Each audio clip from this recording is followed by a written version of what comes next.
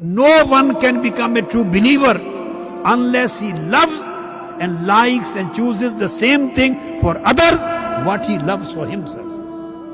اگر اپنے لیے he loves to be respectful, he should respect others. اپنے لیے آرام چاہتا ہے دوسرے کو آرام دے، اپنی عزت چاہتا ہے دوسرے کو عزت دے، اپنا سکھ چاہتا ہے دوسرے کو سکھ دے.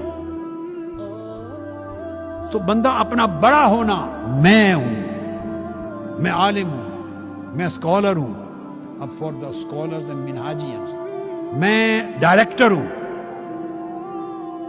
میں بڑا ہوں، میں اسکالر ہوں، میں سینئر ہوں، میں لیڈر ہوں، سو میری بات سنی جائے. یہ جو سوچ ہے یہ بت پرستی ہے، بت پرستی، آئیڈل ورشپ،